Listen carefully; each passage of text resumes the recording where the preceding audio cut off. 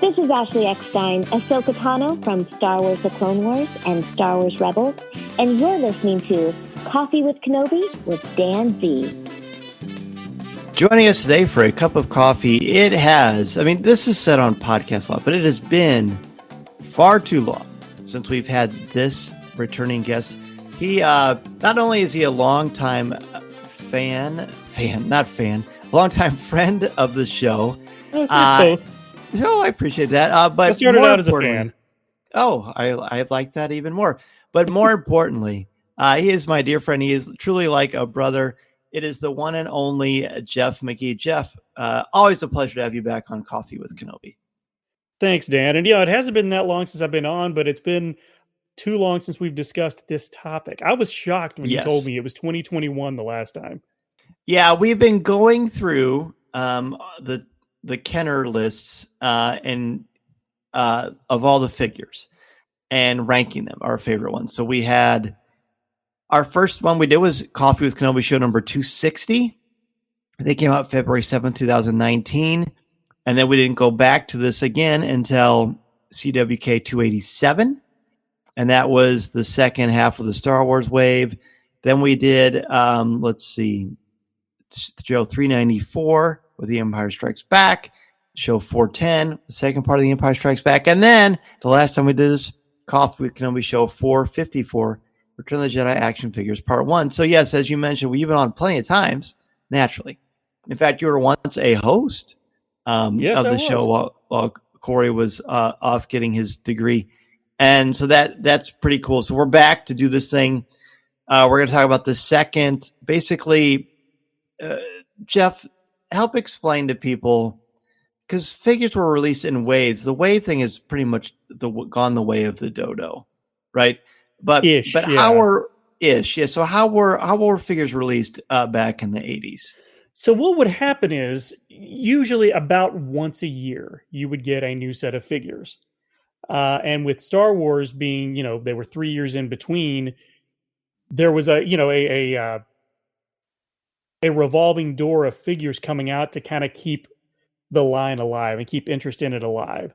And what we found was it worked well between Empire and Jedi because they just kept releasing, different figures, different aliens and everything. When it came time for Jedi to come out, they released figures in 83, right before the movie came out. They released some more after the movie came out, probably about 6 months after. And then in 84 and going into 85, they released... They're called the last 17, and that's sort of a misnomer because the last part of the line was the Power of the Force, and this came out in 1985. Mm-hmm. And that was a line where they released figures from Return of the Jedi that hadn't been released yet, but they also went back and released figures from earlier films, mostly Star Wars, and we're to sort of fill in the gaps. And the hope was that they would keep going after that, and there just wasn't the interest. So where we're at now, we're at the last half of the Return of the Jedi card. There was another set after this. So what we're talking about is the rest of the figures that were on the 65 back card. There were also 79 back cards and 92 back cards. And those 92 back cards are all the figures that came out on the Power of the Force. So we basically got one more round of Return of the Jedi figures after this one. Mm-hmm. So this time we're talking about the last 9 figures that were on that 65 back card. Yeah, so please let us know what those 9 figures are. Okay, so if you're looking at a 65 back card back, we're talking about figures numbered 5 through 13. That's going to be the Biker Scout, the Imperial Biker Scout, I should say, Bib Fortuna, the Indoor Rebel Trooper, the Gamorrean Guard, Logray the Ewok Medicine Man, Chief Chirpa, Admiral Akbar, the first Klaatu, which had the soft goods like loincloth, and Nien Num, however you pronounce it. I always say 9 because that's how the guy in the commercial said it when I was a kid. Those are the 9 that we're going to be pulling our top 5 list from this evening. Yeah. Just give me some overall thoughts on these particular figures. Well, I'm going to echo a lot of the things I said last time. These were the figures that, to me, really epitomized the leaps and bounds that Kenner took in quality from not only from Star Wars to Jedi, but even from Empire to Jedi. You've got this line has some figures where they were really taking some chances. And we'll talk about them a little bit as we go along. But Bib Fortuna, the Gamorrean Guard, the Ewoks, and Admiral Akbar, to me, are really the ones that they gambled on, because they would be kind of a hard sell to somebody who's just walking down a toy aisle and wasn't really that familiar with the film or the characters. Yeah. So this is one that this is a subset that I'm really intrigued by. I am too. I will say, of all of the lines we've discussed so far, this or as far as releases that we've discussed so far, and I just said all the different shows, this particular group is my least favorite. Oh, okay. Yeah. So I actually struggled coming up with 5. Wow. To be honest, okay. I know, isn't that wild? Yeah. So what is it about this that just doesn't flip your whopper, as our friend Trisha Barr would say? That's right. Well, I think that'll come up through the discussion. Okay. Actually, okay. But if it doesn't fully come up, ask me again, because I guess, well, there's no core characters. There's no Han. There's no Luke. There's no Leia.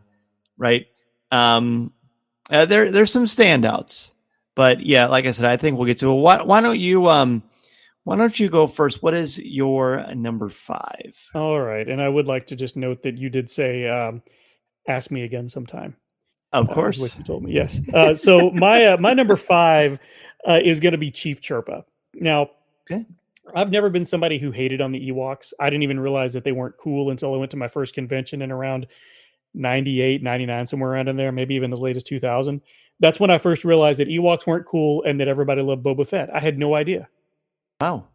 So Chief Chirpa was, I believe I told this story the last time around. The first set of figures that I got consisted of General Madine, Chief Chirpa, and a third figure that I cannot remember. I want to say maybe it was a biker scout. But Chief Chirpa was my first Ewok. And that's one reason he's my number 5. But one of the reasons is his hood is so well sculpted and fits over his head so perfectly that I almost didn't realize it would come off, because it looks like it's molded onto him so well. And of all of the Ewoks, I feel like he is sort of the best example overall of an Ewok.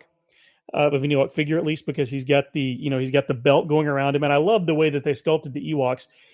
There's hair and fur draped over the belt, so it looks like he's got fur belt loops, and he's got this really nice long stick. But the main draw for me again was just the head sculpt. He looks like he's ticked off about something, and that cowl, the hood that they made, and all of the Ewok hoods are awesome because they're asymmetrical. They look like they were made by a primitive culture using semi-primitive tools. And so that everything about this figure just says Ewok to me. And I love that he's the one that's kind of in charge. And when his backstory came out a few years later, where he had taken part in some intergalactic doings, it just always made me giggle. But those are all the reasons that Chief Chirpa is my number 5. All right, so I'm going to say 2 things that I say every time that Jeff is on and we talk about figures. One, my list, and I'm sure Jeff's list too, is not our ranking of how much we enjoy these characters or their time in the stories. It's more like the figures themselves, just based on their artistic merit, our memories with them, how they look, just all stuff like that. Is that fair to say? Yes. Yes. And number 2, more importantly, is there anyone better to talk about toys with than Jeff McGee? I mean, you just heard a perfect example.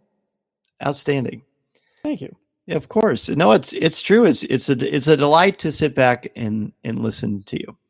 I'm not going to be as eloquent with my number 5, because I didn't come up with a number 5 until we hit record. Because, like I said, I had a hard time. My top 4 weren't too bad, but my 5th one was difficult because none of these really stand out to me. Like if I lost any of these figures, I would want to find them because they were my figures, but it wouldn't eat at me like it would if I lost another figure, if that makes sense. That being said, gotcha.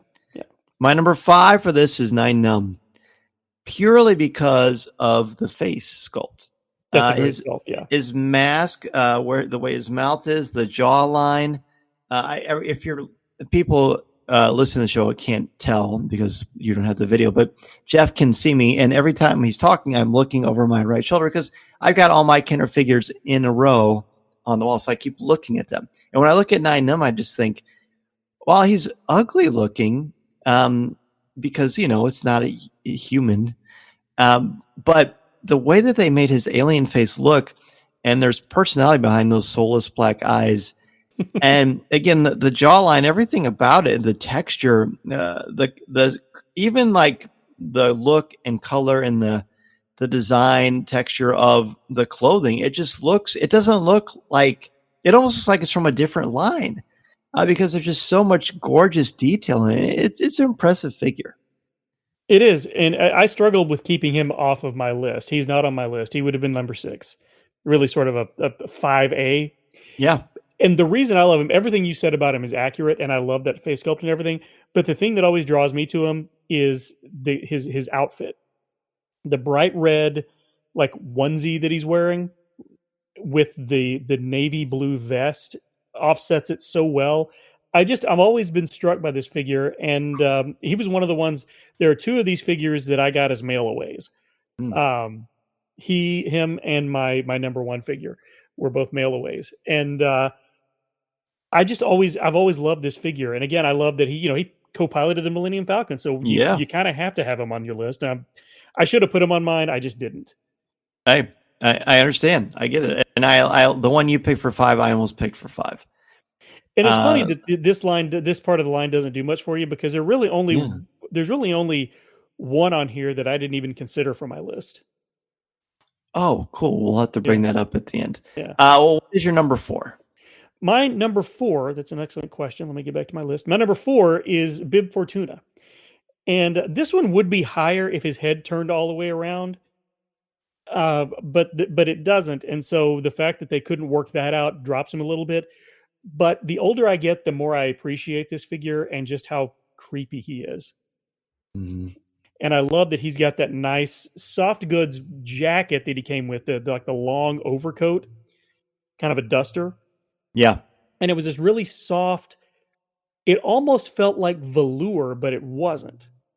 And you got that, and then he's got this metal like chest/stomach plate that he wore that came with him that you had to snap around him and everything, and this really long stick. And then again, me, I'm going to talk about the color. His outfit that he wore underneath it all was this like deep blue color that was really, really cool. And the thing that I like most about this figure, though, is the fact that the head tails, but they went ahead and they painted his eyes red, slightly red, to match the character in the movie. And he just, again, the older I get, the more I appreciate just how sort of demonic and scary looking he is. And I'm surprised that he didn't creep me out when I was a kid. That character, I remember in the Return of the Jedi storybook, I think either he or Jabba, I think it's Bib Fortuna, are described as grotesque. And I didn't know what that word meant. So I have him to thank for that. That's a good one. I didn't know what you were going to say. That's a really good one. My number 4 is a little bit different than that. My number 4 is Admiral Akbar. All right. I just think he's an extremely unique looking figure. The way his hands look, especially that left one, the way it kind of points up, like he could kind of adjust it into a claw if he wanted to. The head, of course, is very uniquely proportioned to the torso and his body. I feel like it's kind of an engineering feat to make it work. And even it almost still doesn't work, but it doesn't matter because, those great fish eyes and the complete right and left. And a lot of this is just the design of the character anyway. But I think it's hard because in the movie, you only see him in a chair moving around and barely moving his hands. And to see him as an action figure with that really unusual accessory, it's almost like a weird baton thingy. He's cool. He's cool. He's a standout to me in the Return of the Jedi wave. So number 4, Admiral Akbar. I will reserve all of my comments because he may or may not show up on my list a bit later. Okay, fair enough. Well, what is, speaking of your list, what is your number 4? Well, my number 4 was Bib Fortuna. Oh yeah, number However, 3. Sorry, my number 3. No, it's all right. Me can count. Well, I know, literature is your thing. Counting is my thing. Yes, that's why they're perfect blend. Which is sad if counting is my thing because, well, Bill, I am a Count Jeff, so that makes sense. Exactly. See, my number 3 is the Gamorrean Guard. And this one would have been higher on my list were it not for the other two. Had this been in any other wave, he might have been my number 1 because this is, to me, one of Kenner's triumphs. This thing is amazing. It would be higher, except he's wearing like these sandals on his feet, and the way he's built, he reminds me of a cousin of mine that I didn't really care for. So that's the only Hopefully reason. They're not a listener. No.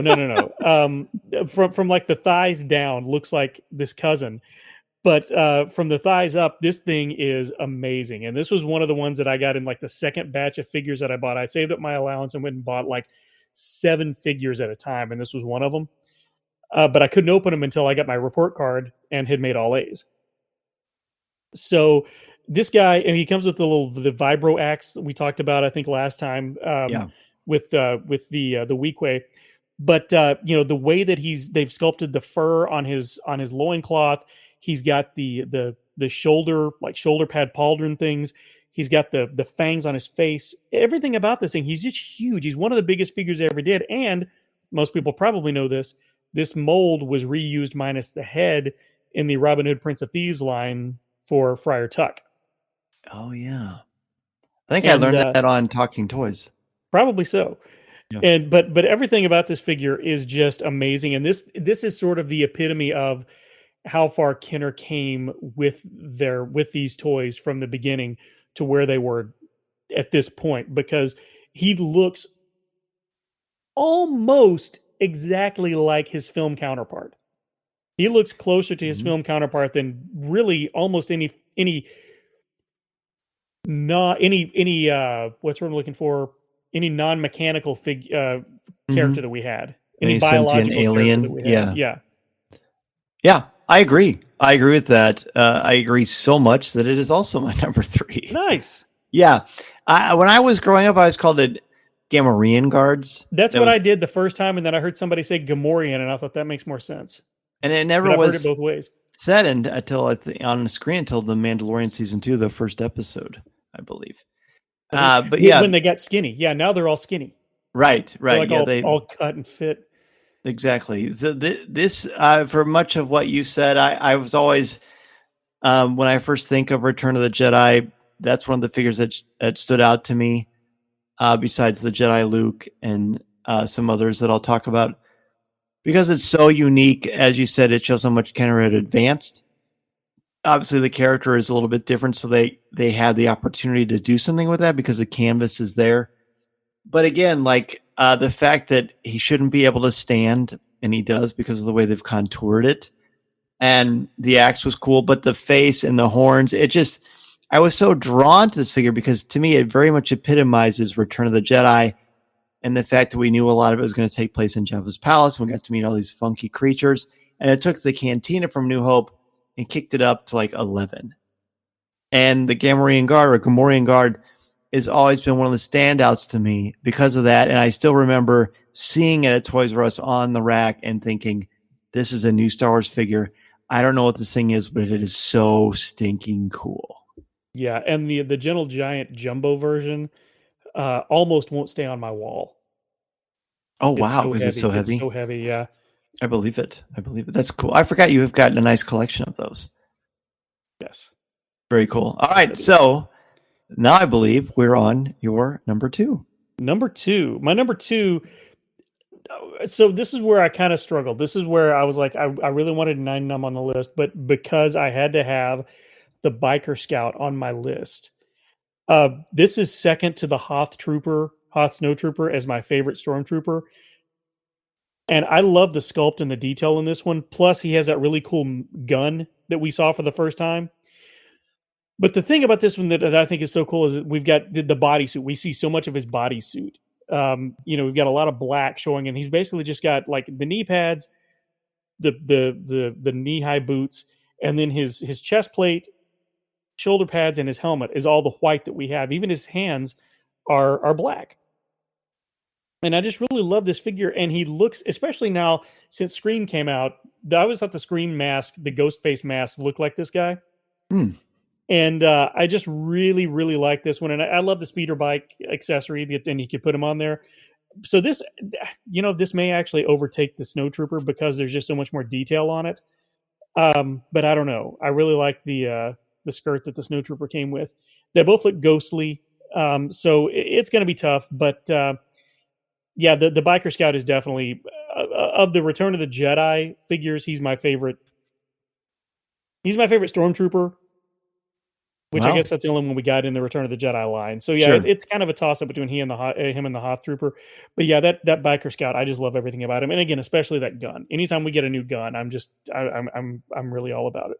Well, unless you count the Royal Guard as a Stormtrooper, which I don't. Yeah, fair. It's because it's very. I mean, there's a similar kind of tangentially concept of it, but yeah. I like your number 2 so much that it is also my number 2. Nice. Yeah. The Biker Scout was something that I actually liked more before I saw the movie. Because it was a new Stormtrooper, which always I thought was fantastic. I would not say it's my second favorite because I would put the AT-AT driver as my second favorite Stormtrooper. I always forget about the AT-AT driver. Yeah, they're just the best. But the Biker Scout was such a cool concept because it was a very radically different. I mean, even the Hoth Trooper and the AT-AT driver, they still were close enough. Just the shape of the helmet, I guess, or at least the visor, that it was still Stormtroopery. And this takes it to another level because of the protruding visor, I guess. The fact that underneath it looks like they're wearing some sort of a soft leather or something like that. It's much, much more pronounced, whereas in the other figures, there's more of the white in the plasteel or whatever it's called casing. The gun is also a huge coup, and I love that it could fit so beautifully, well, in Kenner terms, on the speeder bike itself. And now people call it a Scout Trooper, right? But I always think of it as the Biker Scout. Yeah, a Biker Scout is what I call it, because I think that's what they called it on the card. On the card, yeah. Yeah, exactly. So that it's Biker Scout for me all the way. Like I said, after I saw the movie, the luster of the Biker Scout went down because they were kind of buffoons, even more than normal Stormtroopers. And they were just like tree fodder, fertilizer. The only thing they could hit were trees. Yeah, or Han Solo, yes, in the fist fight, which was a good fist fight. But yeah, I would. It's not higher because it, like I said, the movie, even though it's sort of breaking my rule, it kind of takes it away a little bit. But it's still an undeniably cool looking figure. Now, that being said, when there's like a Black Series 1 or other versions of it, I never feel remotely tempted to buy it because I'm happy with the one I got. Interesting. Okay, because I do like like I said, I do like the one that came with the Black Series, the 6-inch scale. Mm-hmm. I thought looked great, so I've got that one. So cool. That's interesting. Yeah, I someday I hope to be able to come to your house and see all your collection. Most of my collection is still boxed up. I don't have it on display. My goal, my thought was with this place was I would curate my collection and sort of rotate stuff out. I haven't rotated anything out. I just keep adding stuff and cluttering up the shelves more. Yeah, I understand. Well, you'll come over sometime and I'll show you what I got going on over here. Yes, that is a plan. All right, so here we are. My number top one. This will not surprise anybody based on something I said earlier. My number one is not a trap. It is Admiral Akbar. This was a mail away. It was the first mail away I think that I got from Return of the Jedi, I believe. And it's honestly one of the best sculpts we got of any Star Wars figure. This one stands up to any modern Akbar figure that we've got. Now, obviously they look different and they've got, the sculpts are a little more detailed, but this one, again, to me, I'll put him up against any of them any day of the week. And it helps because his head was so bulbous that they had a lot of space to work with. And you're absolutely right. He's got that one arm. His right arm his hand is closed so he can hold his baton, but his left arm is open so that he could slap somebody down or kind of pet R2-D2. Mm-hmm. And I love his forearms. He's got Popeye forearms. Yes. They're just huge. They're like they're bulging and everything. And I even like the fact I didn't mind the fact that his clothing was white except obviously the sleeves and the legs sort of yellow at a different rate than the torso. Yeah. But as you get that sort of, it looks like the little metal apron you wear when you go to like get an X-ray taken. Not metal, but the aprons you have to wear. Yes, really heavy they place aprons. over you. Yeah. Lead apron. That's what it is. A lead apron. That's what it looks like to me. But I always liked it. But you're absolutely right. Everything about this one, his eye, that like he almost got stalks on his eyes, and this one had a little trouble standing up. You had to position his arms just right to get him to stand up because the head was so top heavy. But the other thing, and this again, confessions of a fat kid. You remember the I think there were Boston baked beans candies. Yes. They had the texture on them. They were that color red, the texture. His head always Definitely. reminded me of one of those. Oh, interesting. Between now you've changed that, and now I see ghost face on every stormtrooper. So you've really. You're welcome. Yeah, thanks a lot. Okay, you know what's funny? What was your number 4? My number 4 was Bib Fortuna. Is that your number 1? Yeah. Nice. Yes. So my 1 is Bib Fortuna. My 4 is Akbar, and yours were transversed. How fun is that? I picked Bib Fortuna certainly not because he's of the character, because he's a very unsavory character who meets a very undistinguished end, courtesy of Boba Fett. But the 2 figures that stand out to me for Return of the Jedi are Jedi Luke and Bib Fortuna. Again, I didn't know anything about Bib Fortuna.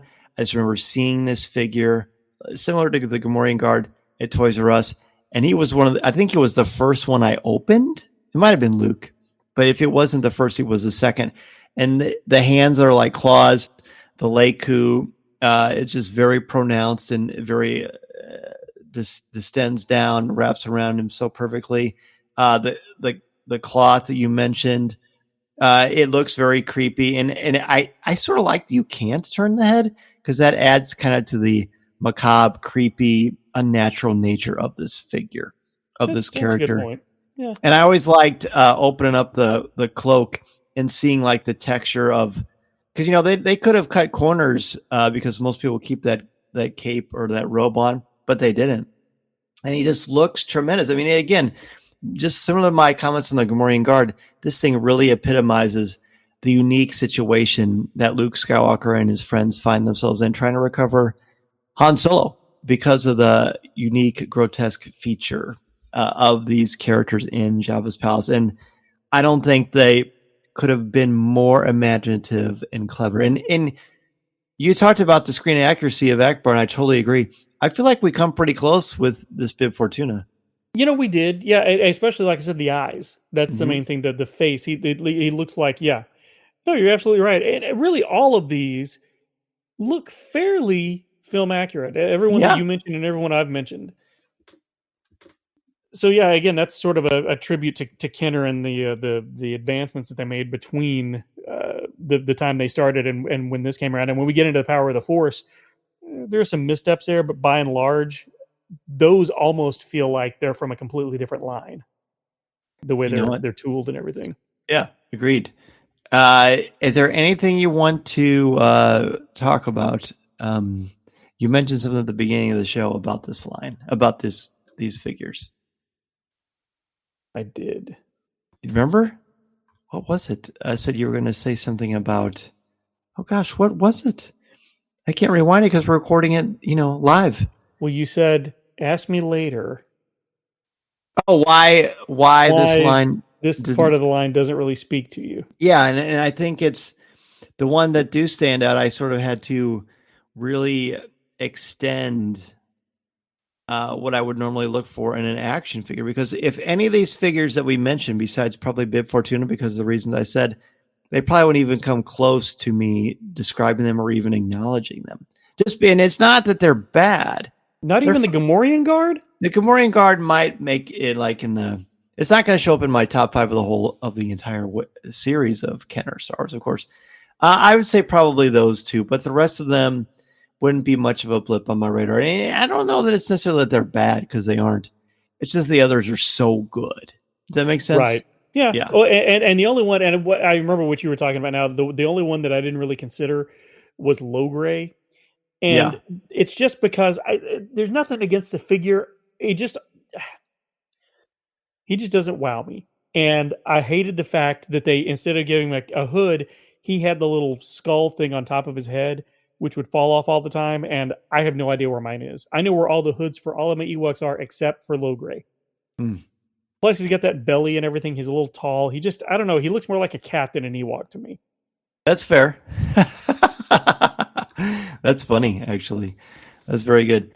So, any honorable mentions you want to talk about?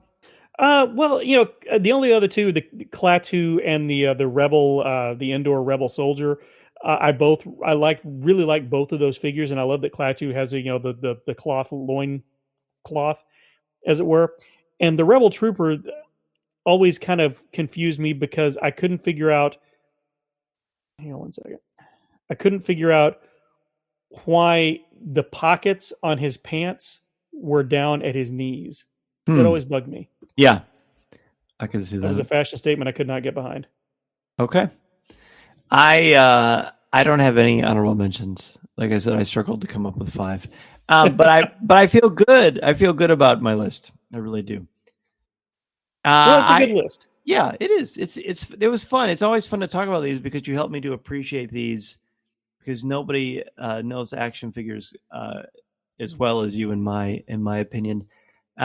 Let's talk about what is going on in the world of Marvin Dog Media as we close out this show. I know Talking Toys, one of my favorite podcasts of all time, is on a little hiatus.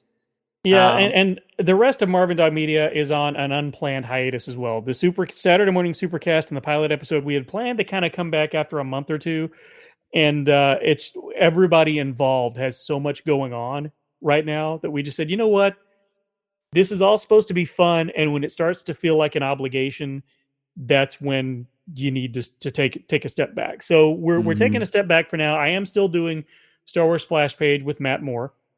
We just had the episode that will come out this week is about we discussed the new Mace Windu comic, which is outstanding. I do not care for Mace Windu as a character. I love Sam Jackson, but I don't care for Mace Windu as a character. The last Mace Windu miniseries we got didn't do anything for me. This one, if the rest of the series is like this first issue, I am all in. It is so much fun. Wow. The story is great. The art looks like it was hand-drawn, and it feels like a book from the 80s. Cool. Well, that's high praise. I think you're going to dig it when you get a chance to read it. I agree with you on pretty much everything you said about Mace Windu, by the way. Yeah, right? But this takes place before the events of the Phantom Menace. So it's even before all of that. So yeah, it's a lot of fun. So we're still doing that every week.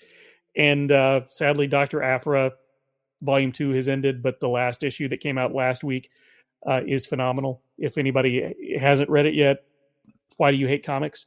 Go read it. But yeah, so Marvin Dog Media is overall on a bit of a hiatus, but the shows are all still available wherever you find podcasts. And Taylor and I are still around. So and Corey and Regina and Corey and Olivia and I are all still around. So if you're interested in talking about any of those topics, television, cartoon, cereal, toys, hit me up on social media. We'll talk. All the good stuff. In the it's well worth your time going to the back catalog, and you can certainly find Jeff on X and all the other places too, right? Yep. You can find Marvin Dog Media, all those places, and you can find me on I'm just going to call it Twitter. I refuse to call it X. I am the Jeff McGee, and I believe on Threads I am Count Jeff, as well as on Blue Sky. I think that's right. I think that sounds right. Yeah. Listening to Coffee with Kenobi, you are, with Dan Z, the podcast you're looking for. This is...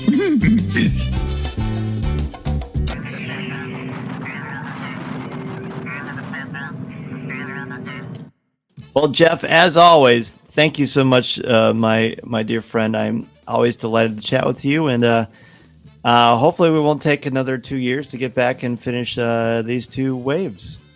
Yeah, it's been closer to 2.5 years, I think. Yeah. Yeah. Well, remember, I'm not a math guy. Wild. That's wild. That's what. Yeah, you told me that because I had just moved into this apartment when we recorded that. And No I could have kidding. sworn that we had done all of those since I moved here. Same. This is wild. It's so weird. It's so weird. Well, we'll have to like ping each other. We talk every day, so how can we forget? Exactly. This podcast is not endorsed by the Walt Disney Company or Lucasfilm Limited. It is intended for entertainment and informational purposes only. The official Star Wars website can be found at www.starwars.com. Star Wars, all names, sounds, and any other Star Wars related items are registered trademarks and or copyrights of Disney and their respective trademark and copyright holders. All original content of this podcast is the intellectual property of Coffee with Kenobi unless otherwise indicated. This is the podcast you're looking for.